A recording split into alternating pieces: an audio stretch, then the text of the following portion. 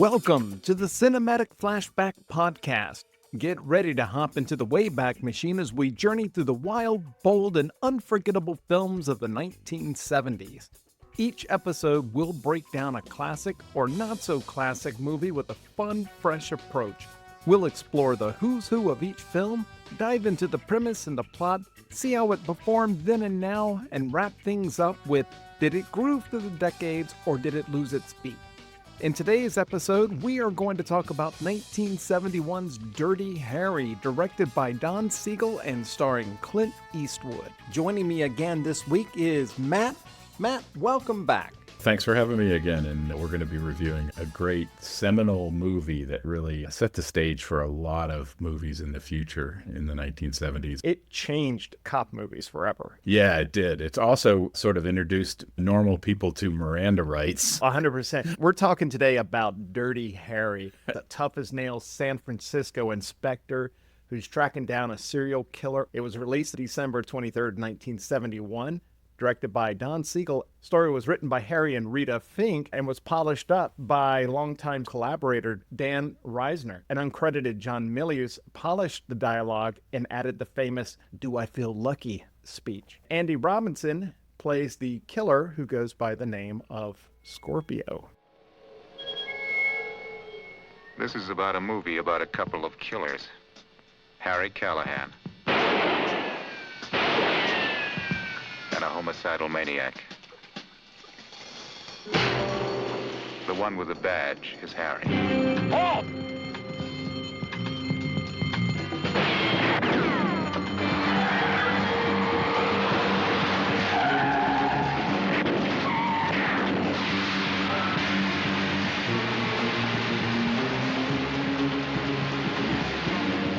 There were a lot of reasons they called him Dirty Harry. And he kept inventing new ones. You don't assign him. Stop! To murder cases. You just turn him loose. Now, what the hell is he doing upstairs? Did you see this one in the theaters? I did not. I was only 10 years old at the time this came out, and I think I did see it pretty early on, probably earlier than maybe I should have. I remember it well, but I don't think it was ever on TV, and if it was certainly way cleaned up. It would have had to have been. Yeah, I mean, it's a little bit racy here and there, and Yep. The interesting part about San Francisco as depicted in the movie is you really spend a lot of time in those parts of the city that were, let's say, catering to more carnal. A red light district. Yes, exactly. Yeah. But of course, the old saying goes, you go to where the criminals are. It's a great movie. I remember it being different when I just watched it again recently.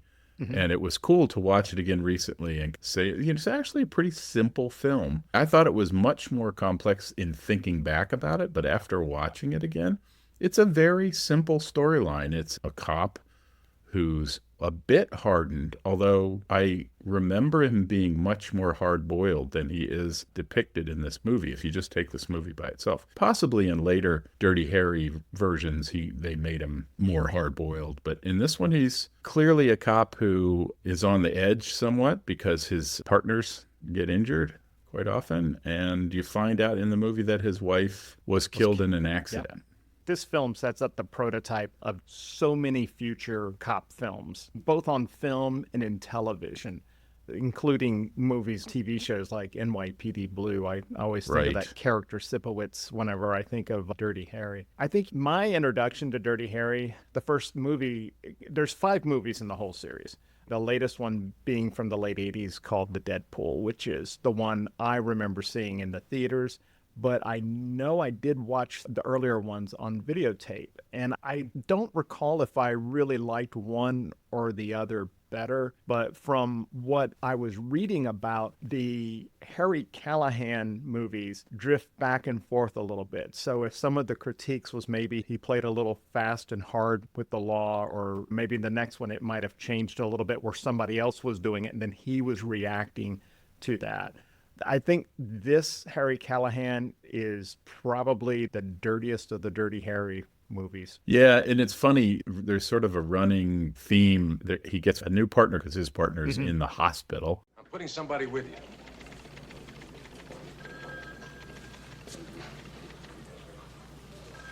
What are you talking about? You need a partner. What's the matter with the partner I've got? Nothing except he's in the hospital. So he'll be out in a couple weeks. Say hello to Chico Gonzalez. He'll be working with you. From a gunshot wound to the gut, which seems to his partner previous to that was actually killed. Yeah. So he's saying, I don't need another partner. And they assign him this young college graduate partner. And that uses, I think that's used in the movie for us to be able to get to understand Harry. He's not just striding around, not talking, because this character is low on words and high on action. So you needed a foil of some sort. So this character does that.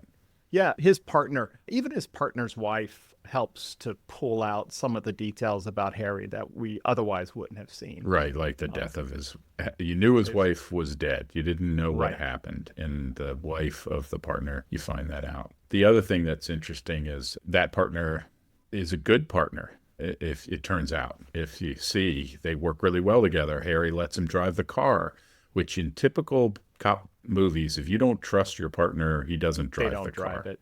So I noticed that in the movie is like, he clearly has some trust for this guy after they work a very short time together, which I thought was pretty cool. Because typically you would paint Harry very one-dimensional as being, the gruff, I don't trust anybody, this guy's a knucklehead. You don't get that because he lets him drive, and he drives pretty aggressively at points. So they're clearly of one mind how they're going to do things, which I thought was quite interesting in looking at it in retrospect. And you'll see the same kind of buddy cop pick, or when they're partnering up. Like if you think of the first Lethal Weapon movie, you have Riggs, who is joining Murtaugh. And Murtaugh is the more experienced cop. Riggs is the more unhinged cop. B is, I'm supposed to tell you you're breaking in a new partner in on this. Partner again? Yeah, some cat he's on loan from dope. Real burnout, on the ragged edge. Oh, perfect. Yeah. But you still see that same kind of relationship initially when they're kind of feeling each other out as to whether or not, what kind of partner will this person be? So I think you can't talk about this movie really without talking about the idea of Harry Callahan's weapon of choice.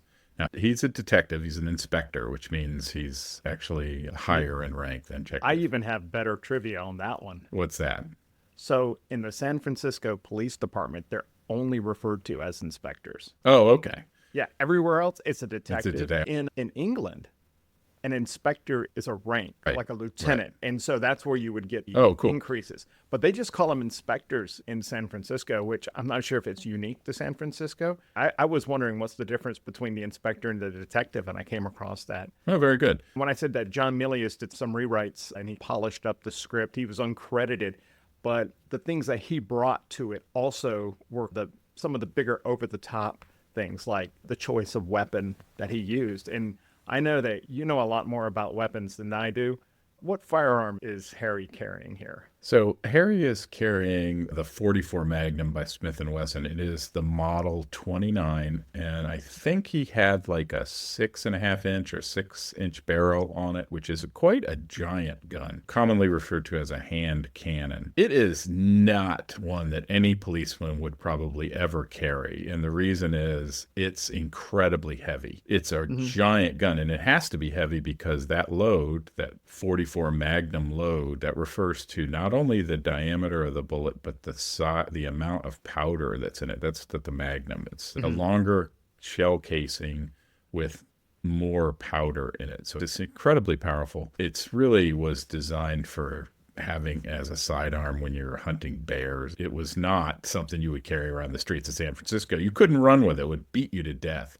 But it was good in terms of this movie. The other famous part about this is that it is a 6-shot revolver. They're famously inaccurate because you have part of the barrel is moving, the part with the cartridge in it, and it has to line up perfectly with the barrel. Typically, that doesn't happen. If you really wanted to shoot accurately with a gun, you would have some sort of automatic that lodges the bullet into the barrel in the exact same way every time. It's great for cinema because it's a giant gun and it photographs well. and it makes a very distinctive sound in the movie, and they do a great job with that, because I think the first time you see in the movie, he pulls it out during the bank robbery. Oh, what a scene. Yeah, that is a great scene. That scene is so classic. I had forgotten a lot of details about this scene.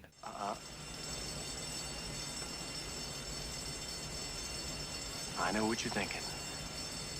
Did he fire 6 shots or only 5? Well, to tell you the truth, in all this excitement, I've kind of lost track myself. But Ian, this is a .44 Magnum, the most powerful handgun in the world, and would blow your head clean off. You've got to ask yourself one question. Do I feel lucky? Well, do you, punk?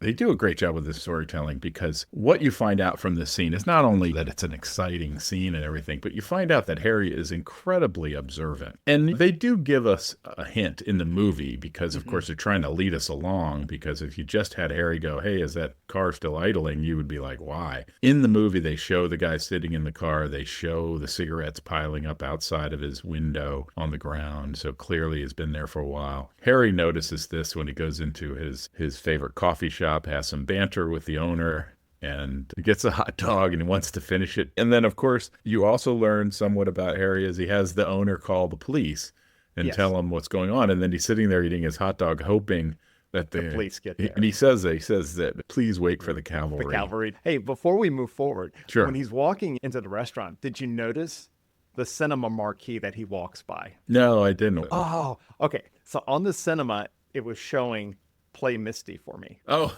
Which was Clint Eastwood's first directorial movie. Think about this, though. In the world of Harry Callahan, Clint Eastwood exists. Yes. That's bizarre. Funny.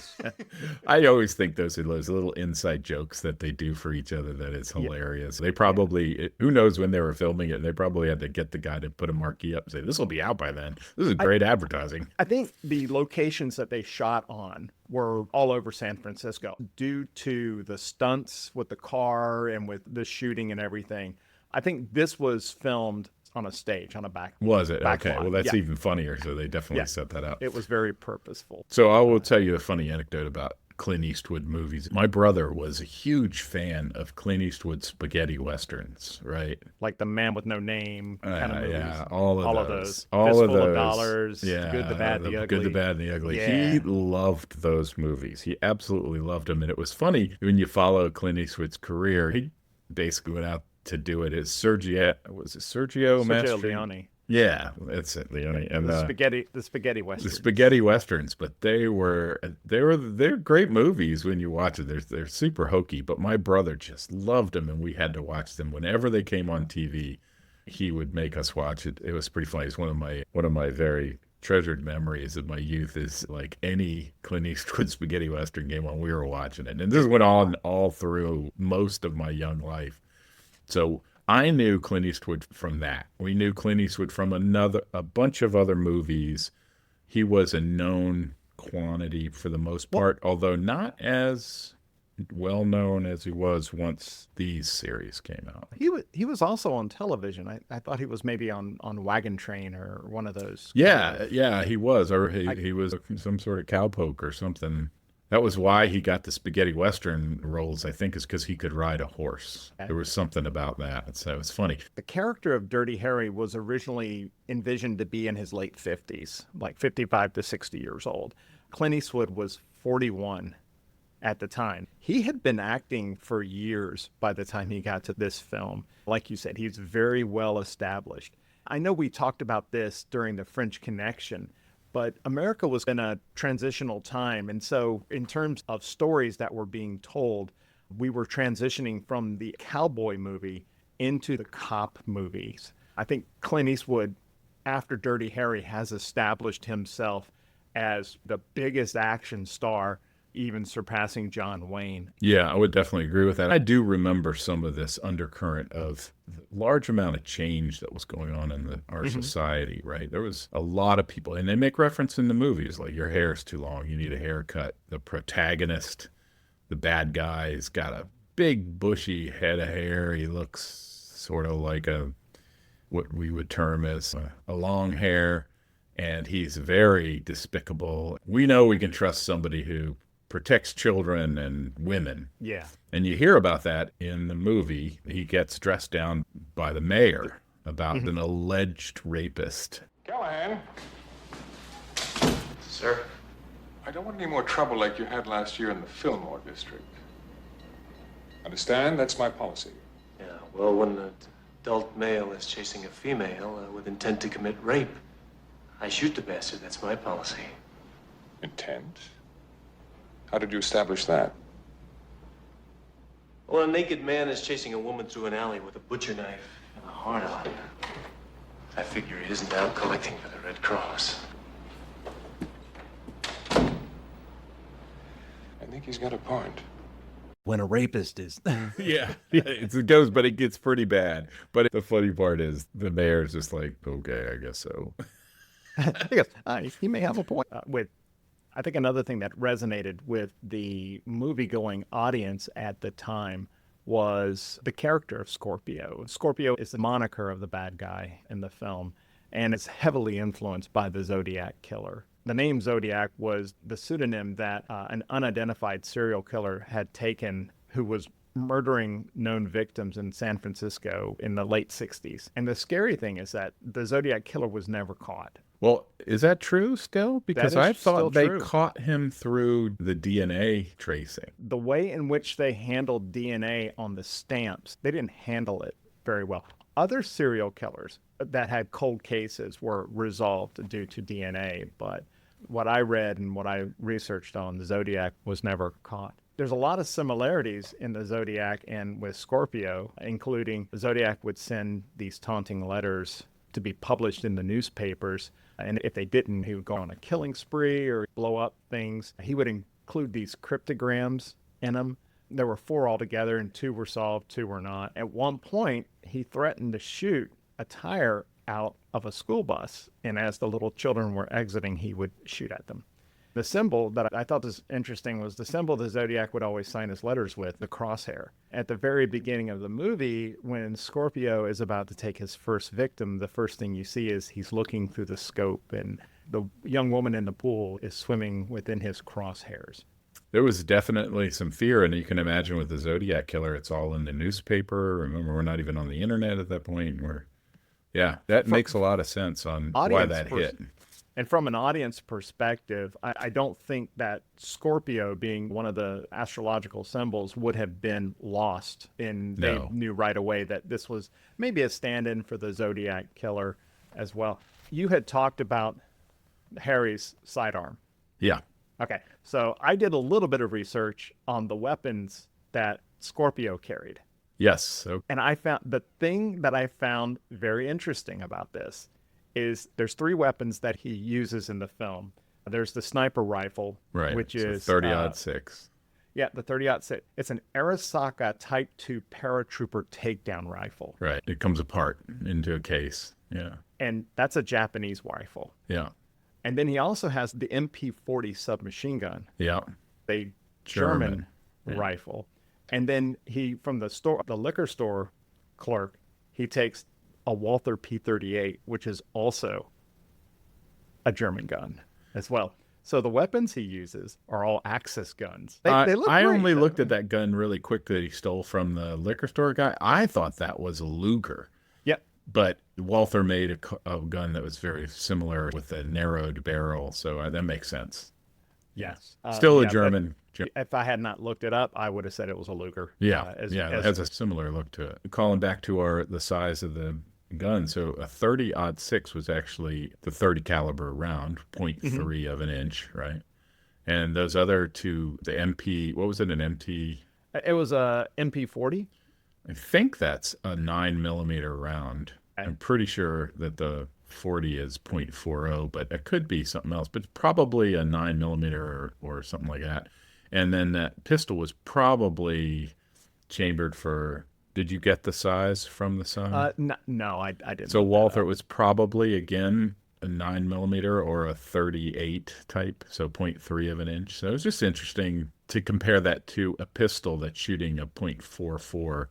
Mm-hmm. It's just, pistols obviously have shorter barrels, so they don't shoot as far and aren't as accurate, but it's just interesting to see the biggest of all the shots were being fired by Harry Callahan. And you mentioned the weight of the Smith & Wesson. Yeah. Originally, the actor that was tied to play Harry Callahan was Frank Sinatra. And he fit the profile. He was Right. 55 years old at the time. Sure. They were going to get Irv Kershner to direct the film. So Irv Kershner, he went on to direct the best Star Wars film ever, The Empire Strikes Back. But Sinatra had injured his hand, and he was not able to hold the Smith & Wesson. That gun is heavy. I'm telling you, I used to have a 357 Magnum years ago with a 4-inch barrel, and that was a heavy gun. So I can't imagine holding a 44. Now, everybody always asks, is it still the most powerful handgun made in the world? And no, it is not. The power of a gun comes from a variety of different things. One is the size of the cartridge and how much weight is in the bullet and how much powder, but also how long the barrel is, so how fast the bullet can get going because of the back pressure. Because, with a short barrel, once the bullet leaves the barrel, there's no more pressure pushing it down. So that's why rifles have a higher power coming out, because they push gas for longer. But that's why you have that pistol with a pretty long barrel. So it was pretty powerful. And he was shooting across the road through car doors and Yeah, stuff. Oh man. So he put in the bank robbery scene, he was able to shoot the driver of the car that was coming straight at him. So one of the things that I picked up on is like when he's eating the hot dog and he's waiting for the cavalry to come, the first thing he hears is prior to the bell of the alarm of the bank going off, you hear a shotgun blast. Immediately, he already knows that these are armed criminals. He's walking down the road, still eating and chewing on his hot dog, and he fires at the guy holding the shotgun. And then a couple of the robbers get it into the getaway car, which he shoots, and it flips over and it hits. And eventually, Well, let's say in the movie he fires off a bunch of rounds because no one thinks to count them during that scene. I think he's counting it. Oh, he absolutely is counting. You would He have to always know, knows. right? You Yeah. have to know, Yes. because if you have 6, you need to know if he fired 6 or if he fired 5. Oh, You have he one more. absolutely knew whether he had a round left or not. There's no doubt about it. And we know that at the beginning you're thinking, did he maybe not know it? And it turns out he had fired all 6. And the guys... That one guy says, That's to know. in one version of the script, Callahan puts the gun to his temple and pulls the trigger. His own? Yes. In this case, It was better pointing it at. And he knew for full well he had shot all 6. I mean, he knew that. 100%. So you knew that then, and then when there's a callback, which all good movies have, a callback to a similar scene at the end, which delivers beautifully. I was trying to count the shots at the end because knowing how it ends, I'm trying to count how many times. And because they're in this rock quarry and with all this machinery, I was not able to follow who was shooting. I got lost in that one. But I'm just going to assume that based on movie magic and accuracy, that he fired the number of rounds that he said he found. Just real quick, going back to guns and police work. Nowadays, policeman carries a lighter gun, 9mm, usually a Glock or something special, similar. Usually holds up to 13 rounds. They don't want to have to reload if they actually have to fire their weapon in the middle, whereas a 6-shooter, reloading revolver is a slow process. You certainly have seen that they can reload them quick in some other movies where they pop it open, they dump all the shells onto the ground, but it's very often that a spent cartridge doesn't come out easy. It's a pain, and then you have to drop the speed loader in. So the idea of carrying a 6-shooter is a little bit archaic, even in 1971. It did play, though, into that idea of him being the modern-day cowboy. Ford helped Wayne mold this persona and then shaped it. I think that John Huston was instrumental in creating Bogart's persona. And I think that Don Siegel was instrumental in establishing Clint's persona. So this wasn't the first movie that Clint Eastwood and the director Don Siegel had worked together. Don Siegel is a veteran director of Hollywood films. He got his start directing montages for older films. He also directed films such as Riot in Cell Block 11, Escape from Alcatraz with Eastwood, and the film that I was more familiar with was Invasion of the Body Snatchers, which, again, gets remade in 1979 starring Donald Sutherland. He had a very specific kind of character in his films, often tough and stoic. They're rebellious. They're a bit of a rule breaker. They're maybe a little morally ambiguous in that they're not black and white heroes. They're often flawed with some kind of demons or questionable means. They're often loners or outsiders. They're very efficient and they're very practical. And they have somewhat of a cynical worldview. Does that describe Harry Callahan? To a T. Now, Harry, it's often recognized that he is the more extreme version of the Siegel hero. For Andrew Robinson, this was his theatrical debut. He was actually picked by Eastwood, who had seen him in a local production of a play called The Idiot. And Don Siegel wanted him because he had this face of a choir boy. And his portrayal was so convincing that afterwards he got death threats. Yeah, a heck of a movie to be your debut, because talk about getting typecast. And he did have that sort of disconcerting, creepy, I don't know what it was exactly. There's a scene where he's wearing a ski mask and all the acting is coming from his eyes. And then there's another scene where he pays a person to beat the living snot out of him, you know, and his face is all blurred up and broken up, and all you can really see is the remainder of his eyes and whatnot. And then when they have him all wrapped up afterwards in bandages, you just see his eyes. And it's always a little bit crazy and unhinged. Yeah, for sure. He does a great job with that. It is tough to be an actor who portrays that role. I will say my overall estimation of it, the guy comes in all beat up like that, like crazy beat up, and then accuses Harry Callahan. And to me, it's we go from that right to holding up the school bus. I think they cut something out, because it just feels like there should have been like 6 or 8 months where Harry wasn't allowed to follow him, was waiting for something to happen, and then the guy finally breaks and he has to go. He beat up, he gets better, and he immediately goes out and takes over a school bus, which that was one of those things where it's like in a movie while you're watching it, you probably don't notice it. You don't think of it. I've gotten more critical when I'm watching movies. I'm like, it doesn't really hang for me. And there should have been more trouble for Harry. He might have even had to have lost or been on suspension and lost his weapon or something. That would have been a really interesting turn of events for him, because he's so identified with his weapon. Sometimes films don't show you transitions, because there was a scene where Scorpio gets the knife in the leg and then he goes over to the emergency room and they patch him up. And then Callahan's lieutenant gets the call that, hey, we just treated a knife wound in the leg over here. And then the very next cut, Harry is there at the hospital talking with him. And when I watched it, I was like, wait, how did he get from point A to point B? Yeah, they just cut it. We're not going to show it. They don't need to show him driving. And I get that one. That one's easy to follow. I just think the one where it seems like more time. Why get beat up like that if it's not actually going to really impact Harry and the department? So I think the scene where he's in the hospital after being beaten up was to introduce this idea of accused rights versus the victim's rights. Harry goes to the DA, who is saying, haven't you heard of Miranda? Haven't you heard of Escobedo? And these are all Supreme Court cases that were decided within a few years of the movie. Of course, Miranda, we all know that, because if you're going to be questioned by the police, you have to be read your rights. And then for Escobedo was about their counsel during police investigation. And if you think of the scene on the football field, both of those are completely violated. And that's why the DAs end up letting Scorpio go, which is what then allows him to go to the liquor store, which then has him go get on the bus with the kids. So I will point out a slight difference in that. And what they were really talking about was any of the evidence that was gathered after he kicked in the door without a search warrant was basically null and void. So the first part of that, it was the gun that was used, that they had the ballistics, they could prove it was his, was accessed through kicking in the door.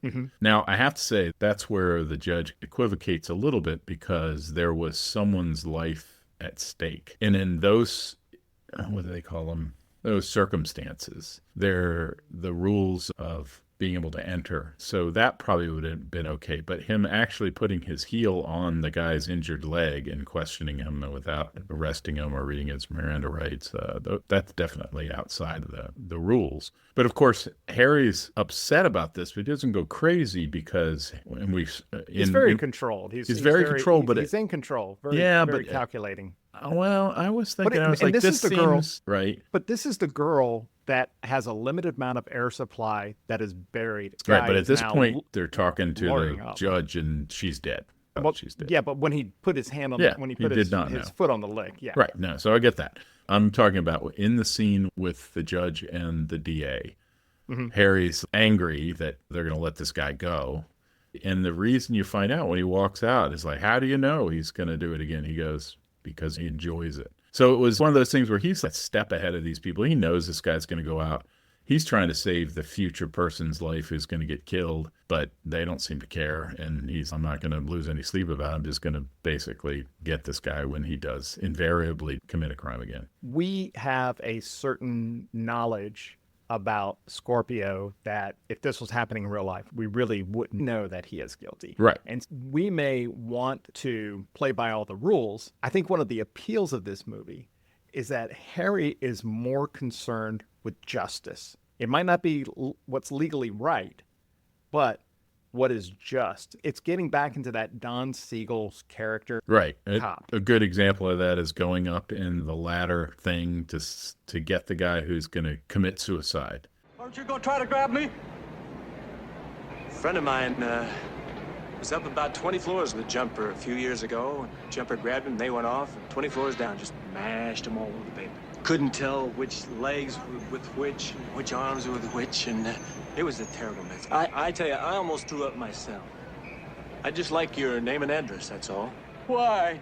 Well, like I said, it's such a mess down there afterwards, and it makes identification impossible. Even if they find your driver's license, all that blood and everything. Oh, And yeah. he That goes was a up great there scene. and he just starts telling him what a mess it's going to be on the ground. yeah, and yeah. basically I'm gonna puke. grosses the guy out. And he's not nice about it. He's telling him, that's like, I'm just trying to tell you this is what it is. Knowing full well he's basically spooking the guy. And then he grabs him. And with no ceremony, he's like holding him barely onto the side of that box while they lower him. And he doesn't care. If the guy struggles and falls, he dies. But he's super efficient because he's just going to go up there and get him. And then at the end of that, which I thought was really telling, is he's talking to the new partner. Now you know why they call me Dirty Harry. Every dirty job that comes along. This is the scene that Clint Eastwood directed, and is the reason why he has a directorial credit on this film. Which is that? Going up in the suicide jumper. Oh, yeah, he did a good job. So it was, they had already predetermined that Eastwood is the director, and he's going to be way up high, going up inside up this bucket, and they're going to have this conversation with him and the stunt man that's going to be up high, and then they're going to do that stunt where the jumper ends up on the bucket and then comes down. And so between having lighting and a cameraman up there, they just said, hey, Clint, you go ahead and direct this particular scene. That's great. Yeah, it just so happened, though, that Don Siegel was sick that week, or that during that night. So, but that had nothing to do with it. The studio had set aside on their schedule 6 days to film this. Clint Eastwood said, I can do it in 2. And he ultimately did it in 1 night. Wow. That's amazing. So, yeah.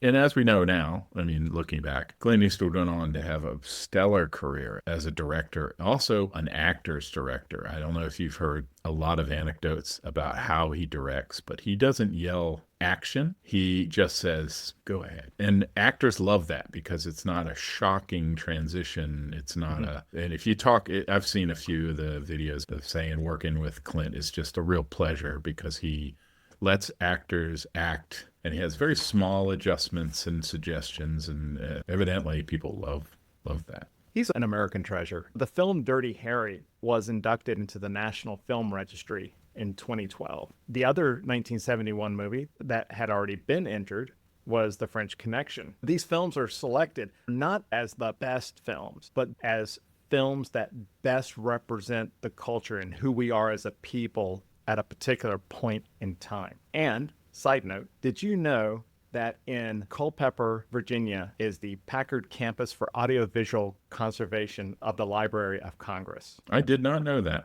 They have a 205-seat theater, and they regularly show movies and television, both digitally and on film, that you can go up to see. I think we might have to do an on-site. I'm We're going to do a live podcast. I was searching to see if they had shown Dirty Harry. They had shown other movies that were inspired by Dirty Harry, but I could not find where they had you have to show up to get your ticket. There's no pre-booking or anything like that. So you could possibly go up and not be able to get, in which case then we go out and have dinner. Yeah, exactly. So I have family up there. I talked a lot about some other stuff with the gun. The most interesting part about the big 44 Magnum, they originally reused a 44 Magnum with a 4-inch barrel, but when they did some screen tests, it just looked too ridiculous with this tiny little barrel. The actual movie posters show a 8 3/8 inch barrel, which is a huge barrel. They actually filmed with a 6.5 inch barrel. So it's funny, there's all these different sizes that were happening. And that's all sort of cinematic magic, right? In the poster, they wanted to show how it's so commanding. And in the actual filming, part of it had to do with handling an 8-inch barrel is ridiculous. It's so heavy and so hard to get out of the holster. I'm sure they moved it back to a 6.5-inch barrel for that reason. It's 2 full inches. That's a lot of steel to try to wield around. So I thought that was an interesting point about the weapon they chose for this. Again, totally impractical for police work, in my opinion. This film is a product of its time, right? When you watch the film, there are terms that are used or slang that is used that may not necessarily be politically correct today. Certainly, we would not refer to people of different race or people groups by these names today at all. It would be uncouth. The first time I heard, I think it was Inspector DeGiorgio, the guy they were calling Fatso. Right. It was really early on. They were like, "Oh, Harry hates everyone." Yeah, Harry's not. What did they say? He doesn't play favorites. He hates everybody. Right. But they go through and they name them all these terrible pejorative terms. But one of the things that I thought was interesting is that he also included a slang for Caucasians. Honkies. Oh. So Harry hates everyone. Yeah. It's everybody. So we're all on equal footing with Harry. Yeah. You know, just don't cross him. You asked me what my favorite scene was, and I have to say that it's up in the air for 2 of them. One is the bank robbing scene, because I just think that was just classic. So classic, and it's out in the streets, big street fight. And the other one is in the mayor's office when he's getting dressed down for shooting this alleged rapist. So the dialogue that happens in there with how he treats the mayor and the fact the mayor ultimately has to acquiesce with Harry's assessment of what happened and just goes on with it. But those are my 2 favorite scenes for sure. Yeah, I had a few that I had listed on there, and I think we had already talked about. I had the bank robbery scene as well. I also really liked the Kezar Stadium scene, and I thought what was really cool about that was when it was pulling out at the end, and they obviously had some kind of aerial camera that they were pulling back maybe on a helicopter, and you have all the nice San Francisco fog. It's all before drones, so covering up. Oh yeah. Couldn't. I keep wondering, sometimes they filmed things and they'll display them in reverse, but they would have filmed them just bringing in. I wasn't sure if they had done it that way, but I thought the whole scene was great for the reasons why we talked about. And another scene that I really liked was where Scorpio goes and pays the guy $200 to beat the living snot out of him. Yeah, and the last one is this one's on the house. Yeah. And the final scene that I liked was the culmination. But the part that I like is as the bus is coming off the highway and it's coming down and it's going to turn right and go underneath a bridge. Harry is just standing on top of this bridge, and he is the baddest of the baddest cops ever. He's just standing there. He's caught him, and then he jumps onto top of the bus and dodges the bullets. And right. Luckily, the bus has a luggage rack on top, because most buses don't have anything at all. That. But Clint Eastwood did his own stunts for that. Oh, did he? No. That was him jumping off and holding on and all throughout. And I thought that was just an awesome scene. But just when I think of the movie Dirty Harry, the thing that always comes into my mind is just seeing him standing on that bridge. I thought that was incredibly iconic imagery. Yeah. I like the fact that also, we didn't mention it, but who wears a herringbone wool suit jacket throughout almost the whole movie, and then he complains when he gets a shotgun blast to the leg.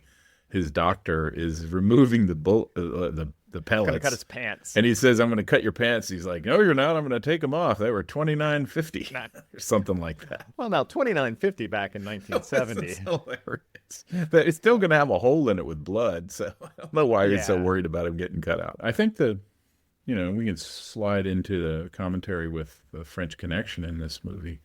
I think the difference with the French Connection in this is, I think the French Connection really shows a lot more of that down and dirty police work that, the talking to the informants and the roughing up of people that you didn't see in Dirty Harry. You saw this guy's a guy of action. He's pretty simple. Things kind of fall in his lap, the bank robbery, and he deals with it. He gets some information. He doesn't really shake down a lot of people to get info. It doesn't seem like. He's obviously friendly with people, in that red light district because he's in the club, he's in the dance club, he's in the little diner, and they know him. So there's a different, to me, that's a different tenor of what Popeye Doyle was like in New York City, really being that uncomfortable ruffian at every turn. He's like that to everybody. And clearly, I think Harry ended up how Harry was because a variety of things, notwithstanding his wife being killed. Let me throw it in this way. I think that French Connection is a police story like Dirty Harry, but it is much more about a realistic procedural police story. So you see how everything is done more or less by the book. They get the court orders to be able to wiretap Sal Boca's phone, and you see the different procedures for following and tailing. And the only time you really see that maybe in Dirty Harry is when they're first trying to catch Scorpio when he's taking aim at a couple sitting on the bench eating ice cream. And you see that they're stacking police officers watching rooftops and everything. That's the only time that you really see a procedural thing.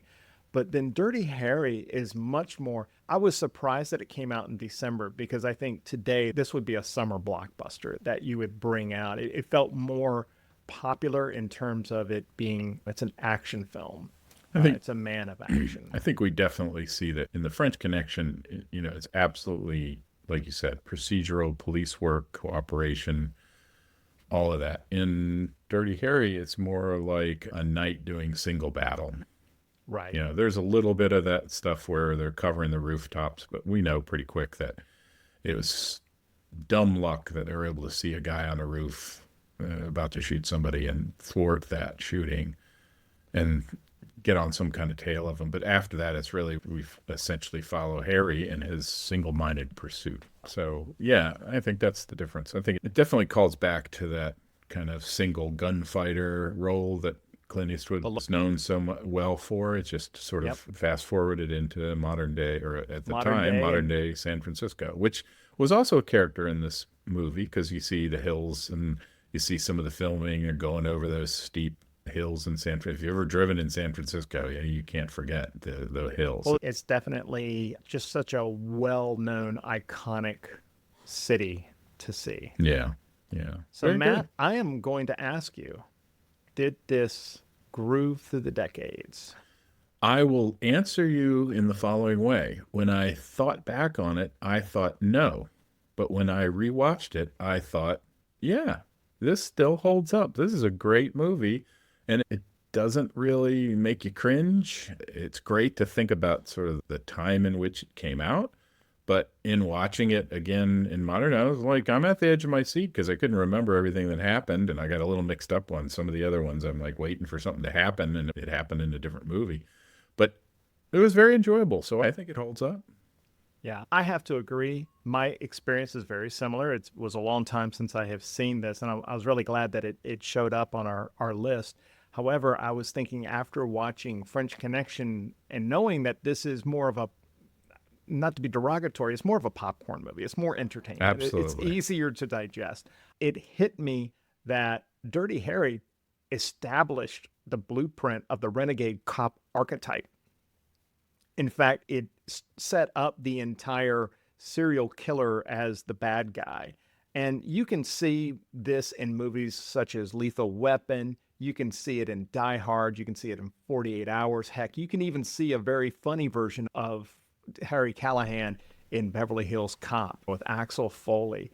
And of course, I cannot forget to mention Marion Cobretti from Cobra, which again is another great role by Sylvester Stallone. It was a great movie. It was fun to sort of take a trip back. And again, like I said, I was 10 years old, so I did not see this in the movie theaters. I saw the others in the movie theaters, I'm pretty sure, because they came out in following years.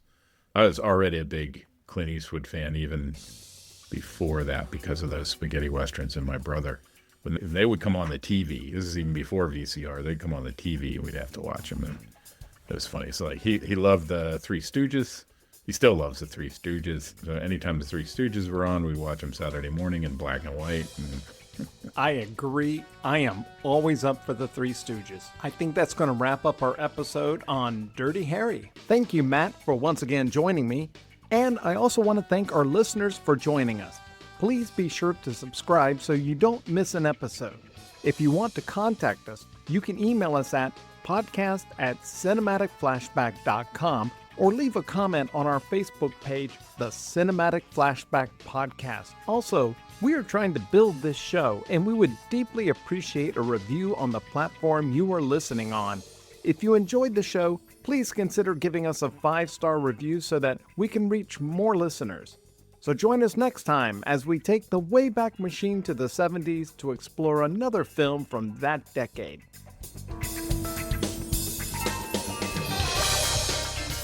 to be honest, I watched it last night. Oh, really?